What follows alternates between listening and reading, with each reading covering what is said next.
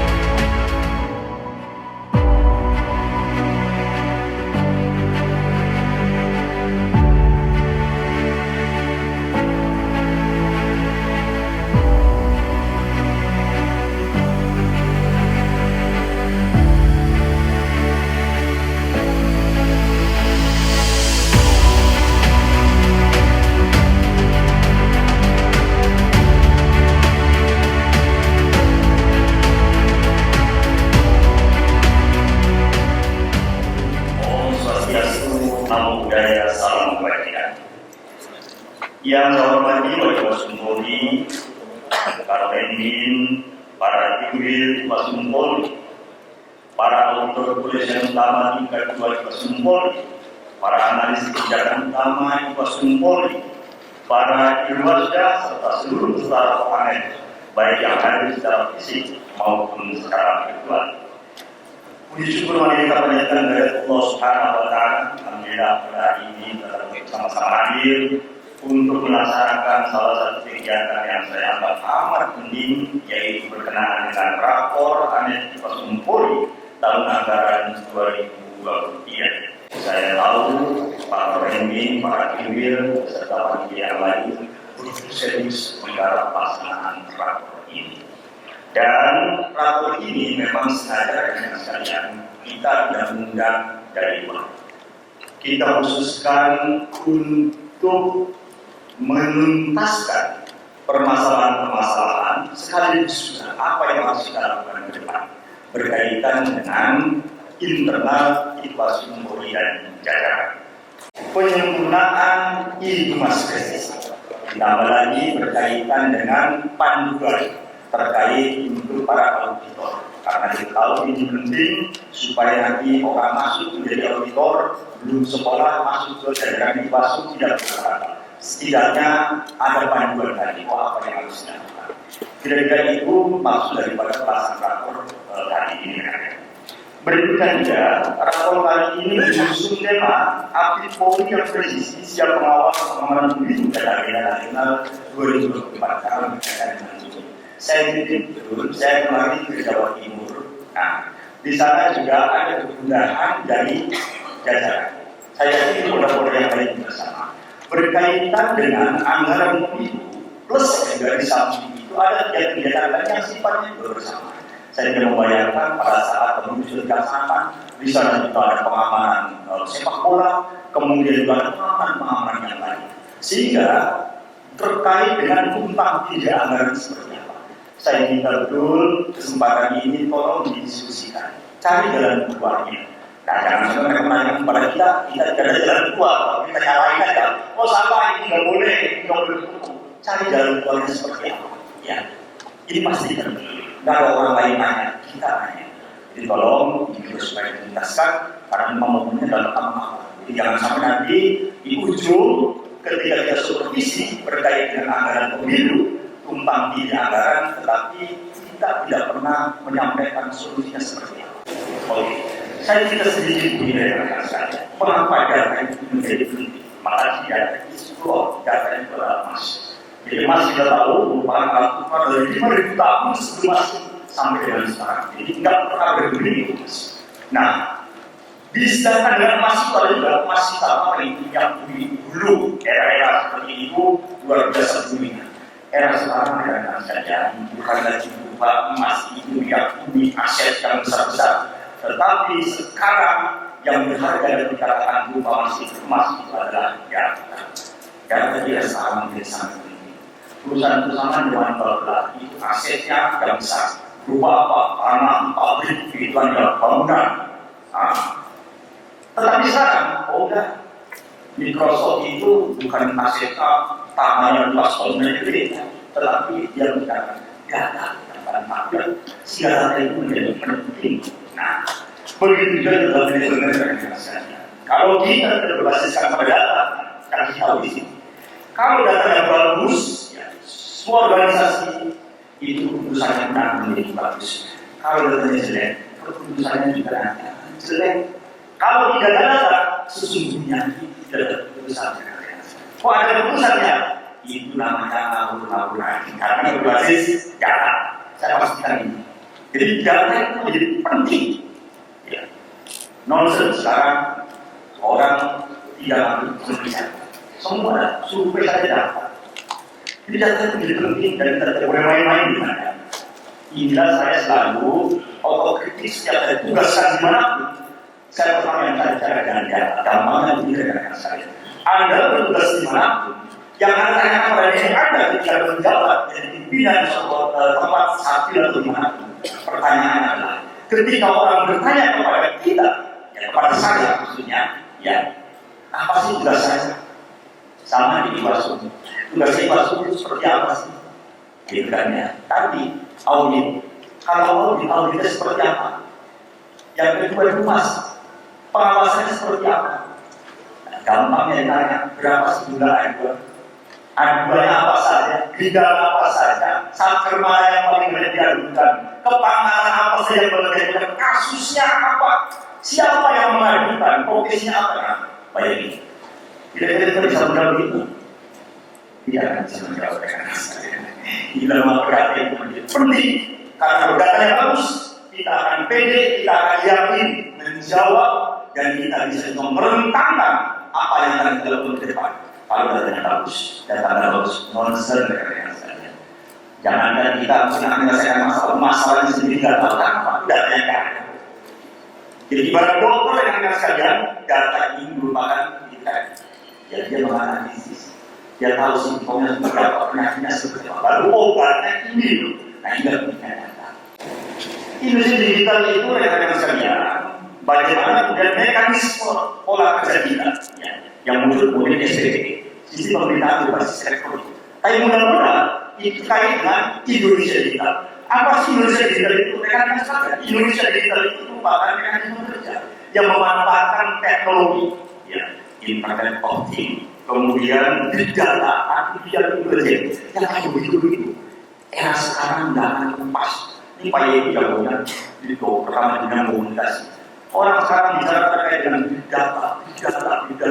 Ini kan yang artificial intelligence, Internet of Things. Ini makanan sehari-hari sekarang. Mungkin kita generasi-generasi yang dibuat sebelum generasi milenial, generasi milenial masih. Atau yang lain itu kalau tidak sekarang lain adalah 67 mungkin. Mohon maaf kalau hari ini rekan-rekan yang kita tanya terkait audit Iwasu. Nah, kembali pertanyaan yang saya kemudian menanya ketika saya jadi Iwasu, andaikan Pak Kapolri nanya, andaikan orang luar nanya, Pak Iwasu, audit yang dilakukan itu terkait dengan bidang apa sih? Apa saja sih temuannya? Temuan yang paling banyak itu apa sih? Apa sebabnya? Kan begini. Rentetan itu. Terus kalau kita tanya sekarang, lagi-lagi dengan sekalian, itu sifatnya masih malu. Ternyata saya buka-buka, di audit sudah ada. Nah, jadi saya sebenarnya menjadi Iwasu itu saya sangat optimis karena berkaitan dengan data yang dibutuhkan tadi. Sesungguhnya Iwasu, jadi Iwasu terdahulu sudah menyiapkan dengan baik, yaitu ada di audit dan ada di Humas Krisis. Saya sekarang sekali. Nah, saya jawab itu saya Pak Dole. Saya mau sakit, siapa yang menggagas ini orangnya? Ada namanya Pak Ibu. Dan Iwasum sudah meletakkan fondasinya dengan bagus. Karena apa? Yang dilakukan oleh Pak Iwan tadi bukan orang seperti yang lain yang di aplikasi itu habis putus tahun itu. Vendornya buat iklannya habis ditinggal. Kalau ada apa-apa angkat dia. Itu yang terjadi di mana-mana dengan kalian. Saya alami di Polda begitu. Saya alami di Provinsi seperti itu. Jadi musuh hanya berjalan 3-4 bulan terpacet. Ya, tidak bisa dikembangkan. Karena apa? Ya tadi hanya berpikir sesaat. Aplikasi dibuat, selesai. Habis itu terserah. Nah, itu pasti bagus. E-audit di rumah presisi itu sudah dirancang sedemikian dengan bagus sekali. Makanya Pak Yosan dengan terus mengikuti. Jadi saya sangat optimis betul. Sambil jalan, coba kita garap kembali.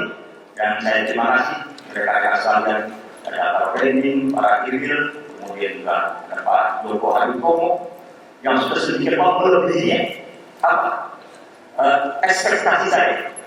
Saya akan fungsinya ini. Oh, ternyata tim luar biasa. Saya monitor melaporkan hari Sabtu dan hari Minggu. Mereka datang Zoom sampai jam 11 malam, setengah 12 malam. Saya mendapat laporannya. Semangat itu dari staf. Kalau semangat itu berhubung saya sendiri, kalau saya masuk prihatin. Ini jangan-jangan saya ngomong kosong aja.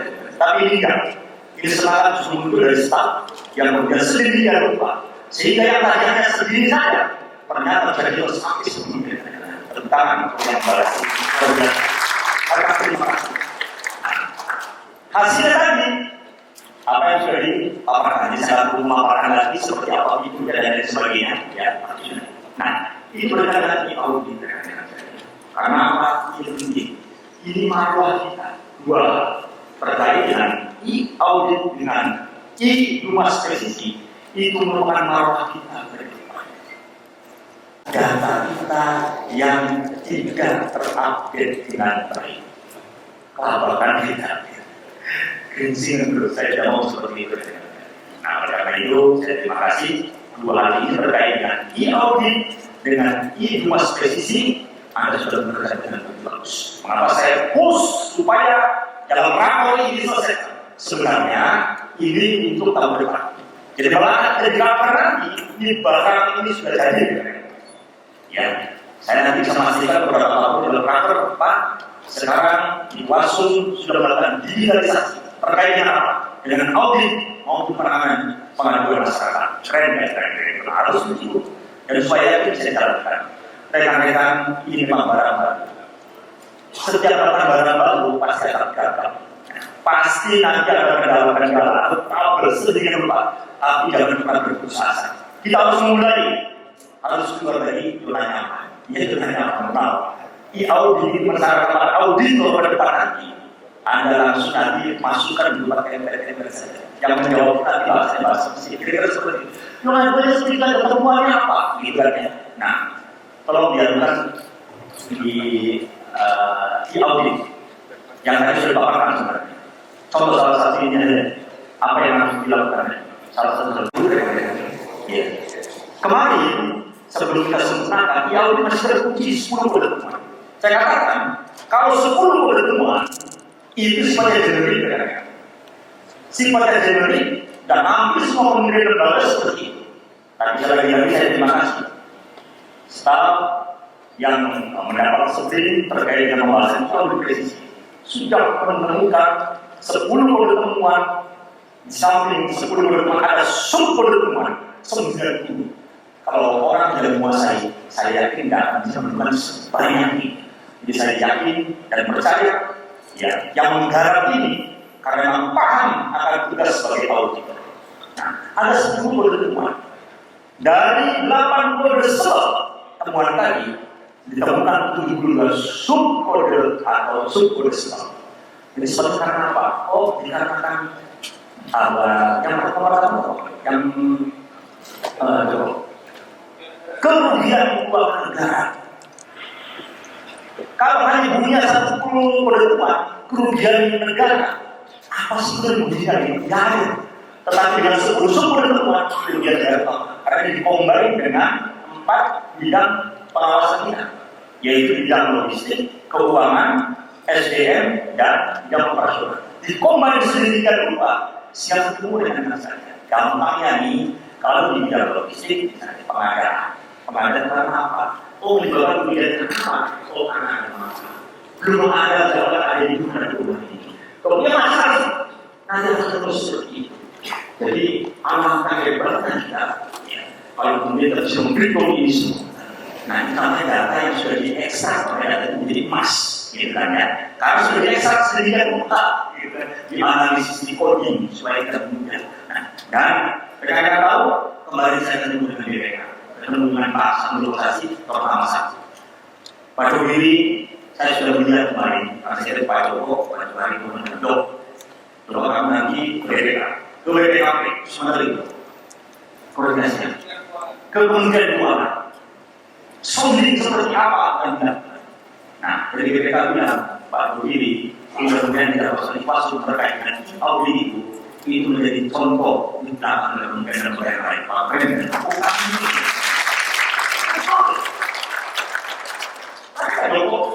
So berharap kalau ini dijadikan acuan. Nah, di BPK udah ngomong itu, ya. Nah, Pak bisa diakses, oh bisa Pak. Nah, maka saya betul-betul berharap dulunya ini bisa dilakukan. Awal-awal dengan presiden nanti auditor benci masih ini langsung ngerjain apa lagi. Maka saya bilang Pak Joko, so, andaikan semua dari sekian banyak ibu yang orang kata belum bisa dilakukan, oke, tahap awal yang mana? Di zaman santai mereka sudah mendengar bahwa, oke, dalam tahun pertama mana dulu yang bisa diilu terkait dengan presiden? Tidak ada masalah. Dan kita juga harus advance gitu ya. Nah, ini dulu gitu, kalau tidak ada balasan seperti itu. Seperti apa ininya? Tapi saya yakin semua bisa berharga diri. Ini marah kita. Kalau kita usung bersama-sama ya. Ingat tuh ya. Di luar kementerian lembaga, satu-satunya lembaga yang ada macam-macam perkeliruan yang menangani itu benar-benar satu. Siapa itu? Inspektorat Habib itu. Jadi kita berusaha sama. Kita beruntung rekan-rekan sekalian di kaki kita, walaupun bukan dalam struktur IPASU, kita punya berkaitan dengan yang begitu bulan penanganannya. Ada program berkaitan dengan penanganan politik, pelanggaran penanganan politik. Kita punya wasidik, biro wasidik atau di Polda apa resmi, ya, terkait dengan aduan-aduan permasalahan di bidang penegakan hukum. Kita bersyukur punya kaki. Cuma masalahnya kadang-kadang ini penyakit untuk organisasi. Kalau nggak ada dalam otak, ini seolah-olah itu kan di luar kontrol kita. Saya ingatkan perkap yang baru manusia disusun. Pak yang ini Pak Sakina, bagian baru Sakina. Saya sampaikan di HTC itu harus jelas. Sistem laporan seperti apa, sistem kontrolnya seperti apa. Makanya buat lagi rumah spesifik rekan saya. Ya, karena apa? Kalau jadi seperti ini lepas kontrol, aduan itu data bagian itu mohon maaf, pakar seperti itu. Aduan bisa dipasung, tembusannya ke propam atau pasif. Laporan ke propam, tembusan dari pasung atau ke pasif. Sama pasif tembusannya ke propam. Jangan-jangan 3 tempat tadi mendatangkan bantuan, menganggap jumlah pengaduan itu belum jadi banyak banget. Tahun 2021 hampir 9.500, tahun 2022 8.500, tahun 2023 sampai dengan November per November ini kurang lebih 6.500. Nah, ini yang masalah kita.